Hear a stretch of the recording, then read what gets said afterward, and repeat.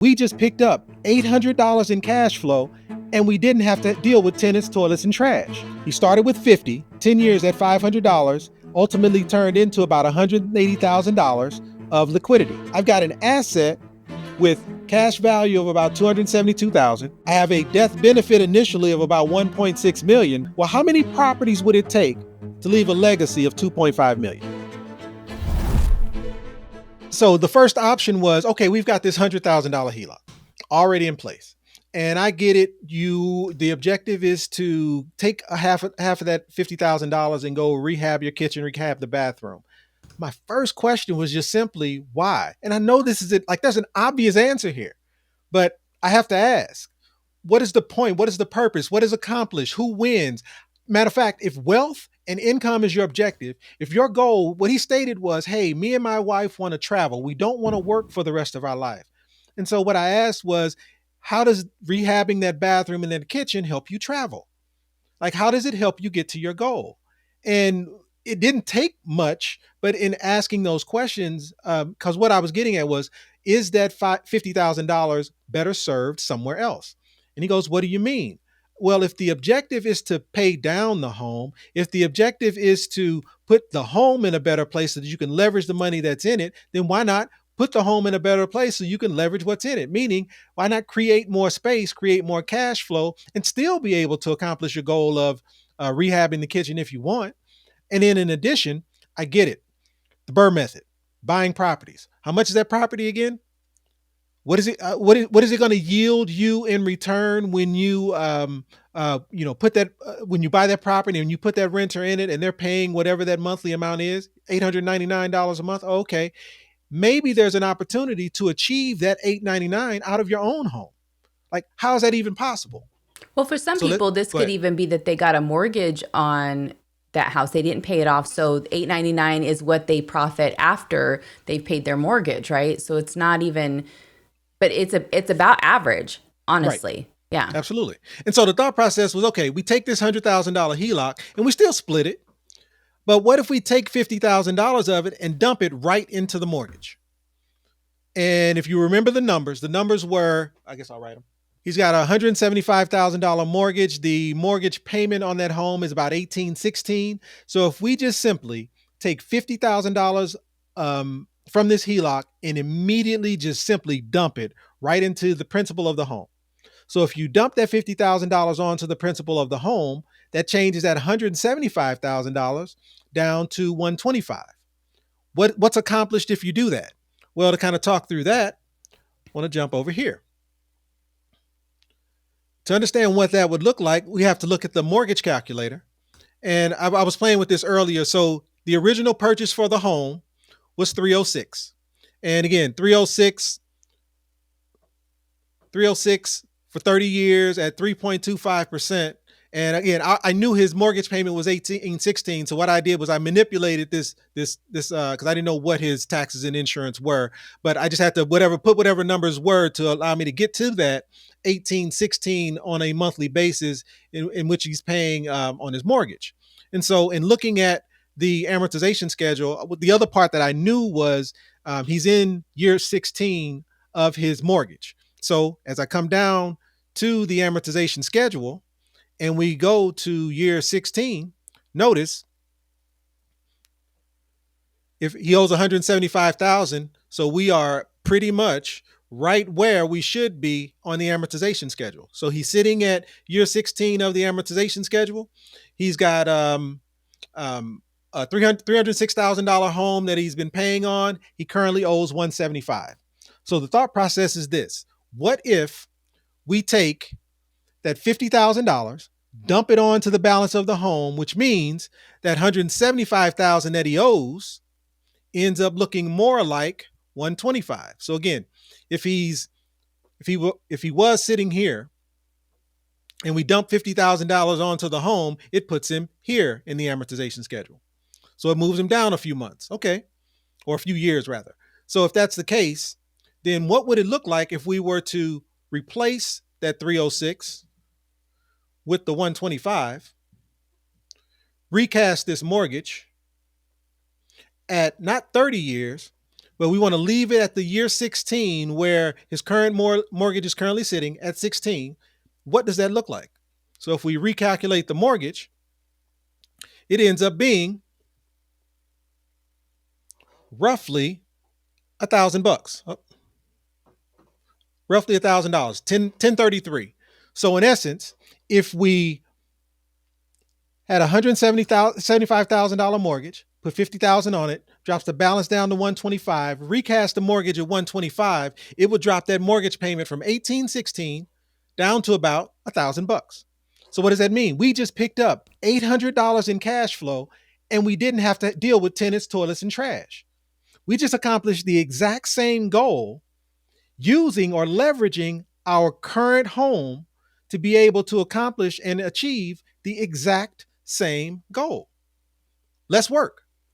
So that was the first step. The first step was, okay, if we put ourselves in a position to where we can recast this mortgage and we pick up about $800 in cash flow, meaning the new mortgage payment is $1,000, which means we picked up about 1816 in cash flow. So what do we do with it? Then we come over here and we take that second $50,000 and we dump it into a secure compound interest account. So what does that look like? So again, 42 years of age. And the reason I'm using 42 to 52 is in most cases, the draw on a line of credit is 10 years. So my challenge to him was, okay, how many homes can you pick up within that 10-year period for that $50,000 HELOC compared to what can that same $50,000 do inside of a secure compound interest account during that same 10-year period? Let's compare the two. Again, if it takes, what was that number? 5.9 years to be able to pay off a home using that 866 from the rental property, how many properties could you pick up within that 10-year span? And if he didn't want a mortgage, it would be a challenge. But he could actually pick up a fair amount, a large number of these properties if he had a mortgage on each of them. But now you're kind of over leveraging yourself. So it just really depends on what your goal is and what actions you want to take. Because again, the Burr method does work.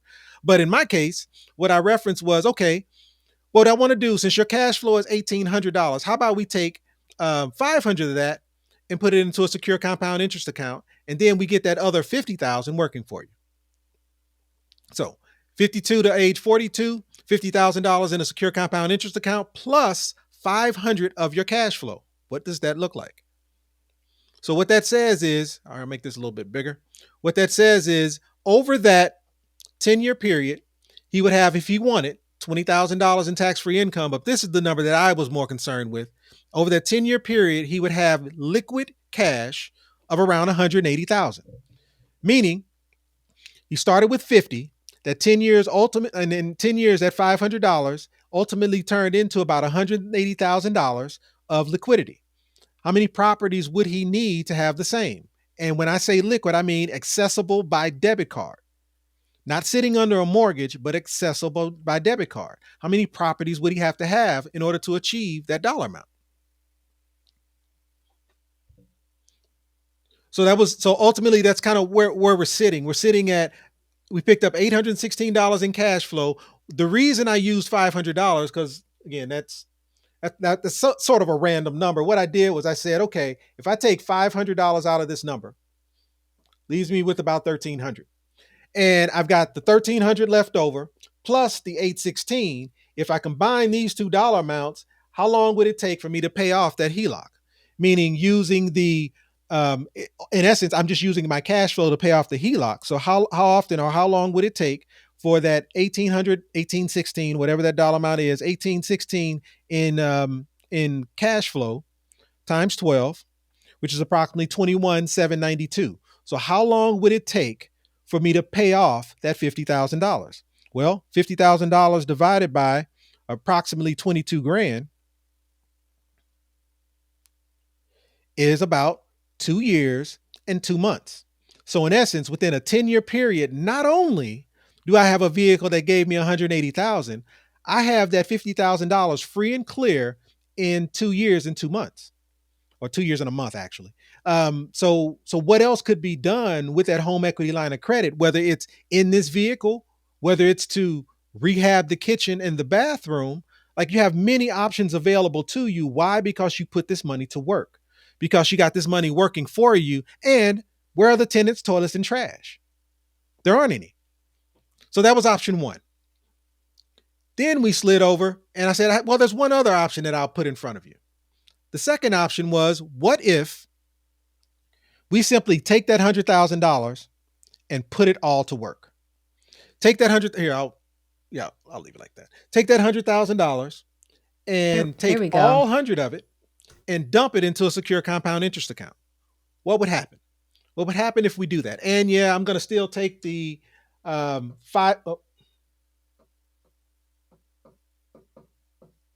take $500 a month out of my cash flow and get that compounding as well. So what would that look like inside of a secure compound interest vehicle if I did that? Again, looking at the same 10 years. So I'm going to take all 100,000 and that same $500 a month, and I'm going to put it to work. So how about $32,000 in tax-free income? And again, same 10-year period. I've got 273,000 in liquidities, 273,000 in cash value, and about 32.5 in income that I'm able to take in a 10-year span. Again, no tenants, no toilets, no trash. And as it relates to the HELOC, so I didn't recast the mortgage, so the mortgage payment is still the same, and I have a HELOC payment. So how long would it take for my cash flow of $1,300, because I use $500 of my cash flow and put it to work? So if I have $1,300 in cash flow, how long does it take for that $1,300 to pay off the $100,000? So 1,300 times 12 is 15.6. So how many 15.6s would it take to pay off $100,000? So $100,000 divided by 15.6. We're talking 6.4 years. So again, HELOC, 10-year draw. If we do this right, just using our cash flow, using velocity banking to pay off the line of credit. And from a velocity banking perspective, what do I mean? I'm saying all of the income goes onto the HELOC. And once all income goes onto the HELOC, I'm going to use the cash flow that's left over to bring this balance down. And in doing so, it would take me about 7 years to pay it back. Well, what do I do at the end of that 7 years? Again, throughout this period, I could have been rehabbing my kitchen and my bathroom and still using the cash flow to pay it down. So meaning, when I got enough room in the HELOC, then go ahead and rehab the kitchen. It may take 2.5, 3 years, maybe. At that 2.5, 3 year mark, rehab the kitchen and bathroom, the balance goes back up, and I continue velocity banking. I still get it done within the 10-year period. But look at the vehicle that I created in the process. I've got an asset with cash value of about 272,000. I have a death benefit initially of about 1.6 million, but God forbid something happened to me at that 10-year mark. I'm passing on $2.5 million to my beneficiaries. When you talk to Nick's perspective on this was, well, the whole purpose for this BRRRR method, these properties, was, hey, I'm creating a legacy to be able to leave to my kids. Well, how many properties would it take to leave a legacy of 2.5 million? No, and do your kids want to deal with all that, or would they just be liquidating those properties? Because that's that part. Yeah. That part. Roderick had asked before, but I do think it's a good question to answer. It's, what is the difference between a first and second position HELOC? Yep. So the main difference between a second position and a first position HELOC is basically how the bank views it. So in most cases, when you buy a home and we get a mortgage, 30-year mortgage, 15-year mortgage, whatever it is, that mortgage from the bank's perspective is the most important vehicle. Meaning, all of the assessing that they did of your credit history and your DTI and everything, as far as whether or not you're going to be approved for this mortgage, from their perspective, the biggest piece of the biggest asset that they have on their books as it relates to you is that mortgage. And so come hell or high water, they need to make sure that they are in a position to be able to receive the payback for that mortgage. So that's in first position. Anything after that is considered second position. So if you have a mortgage, and let's say, it's using this example, it's on a home, the mortgage is a home that's worth, the mortgage balance, started at 306. Well, the home is actually worth 425. So 306 to 425. The difference between that 306 to 425, that's nothing more than equity. And so if I wanted access to some of that equity, and in this specific example, he has 175,000 left on the mortgage, which means it's 175,000 up to that 425. There's a lot of room in this product. Matter of fact, someone could argue there's room to be able to replace that mortgage with a first position HELOC. That is true. But the bottom line is, in first position is that mortgage, most important. If you wanted access to that equity, the bank will give you access to some portion of that equity, but from the bank's perspective, that is in second position. And ultimately, what that means is, if you are not, from the bank's perspective, if you are not, I'll call it managing both of these vehicles properly, the bank may call the second position product due and turn it from a home equity line of credit that's open ended, able to be used when you want, and turn it into a loan, basically calling it due so that they can make sure they move it off their books as a liability to them and place it as a liability to you. And so, again, first position being the mortgage, second position being any line of credit that you get beyond that mortgage. Well, what would happen if you replace the mortgage? Meaning, in his case, he's got 175,000. If he got an 80% LTV loan on his home, that would be absolutely be enough to easily pay off that mortgage. And so, if he were to do that, then um,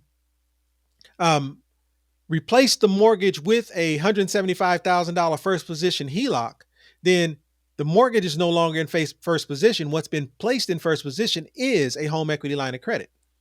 And so, meaning the most important vehicle as it relates to the bank, meaning the one that they want to make sure they get their money on, is that item that's in first position. In this case, it would be a home equity line of credit. So it just depends on where that home equity line of credit is placed, whether it's first or second position. Meaning, is there still a mortgage on the property? If there's not still a mortgage on the property, nine times out of 10, that home equity line of credit would be placed in first position.